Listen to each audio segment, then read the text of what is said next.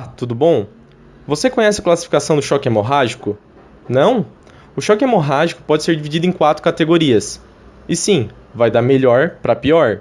E é claro, existe uma lógica nessa classificação. Você não precisa decorar, mas sim entender os princípios hemodinâmicos. Na categoria 1, temos uma perda de sangue de mais ou menos 500 a 750 ml. Pequenos volumes de perda são bem tolerados, devido aos mecanismos compensatórios do corpo. O sistema venoso, por exemplo, aumenta a resistência para aumentar o volume sanguíneo circulante e assim diminuir a capacitância venosa. E por isso, a frequência cardíaca, a pressão arterial e o débito urinário são mantidos nessa categoria. Na categoria 2, perdemos até 1.500 ml de sangue, ou seja, 1,5 litro.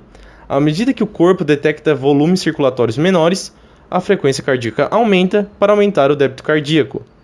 O corpo tenta compensar a falta de volume sanguíneo, desviando o fluxo sanguíneo das extremidades e da circulação intestinal em favor do coração e do cérebro. E por isso, a pressão arterial e a produção de urina são mantidas. Já na categoria 3, perdemos até 2.000 ml de sangue, ou seja, 2 litros. Essa perda de volume supera a capacidade do coração de manter a pressão arterial, dado que isso equivale a mais ou menos 30 a 40% do volume circulante, o que diminui a pressão arterial e diminui a saída de urina. Isso tudo para preservar o volume circulatório remanescente. O estado mental também pode diminuir com a classe 3.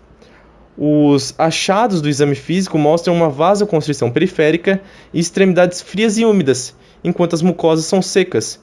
E também existe uma palidez associada à anemia extrema.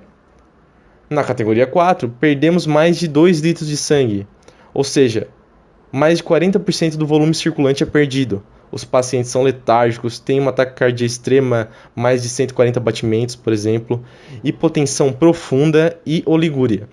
O estado aqui é extremamente grave. Beleza, então? Vamos para as questões?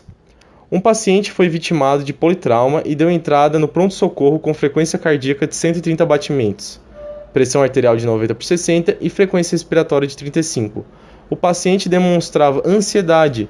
De acordo com o quadro clínico, o paciente se encontra em qual classe de choque?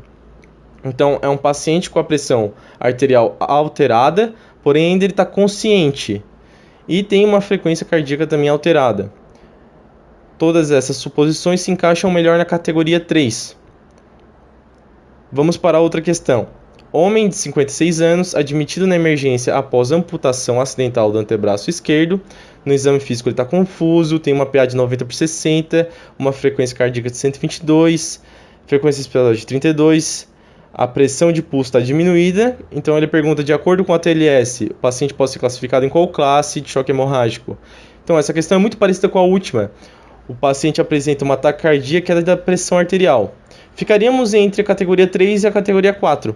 A categoria 4, porém, tem uma taquicardia extrema, muitas vezes maior que 140 batimentos, e uma pressão bem mais reduzida do que 90/60. Por isso, aqui ficaríamos com a categoria 3. Beleza? Fechado? Abração.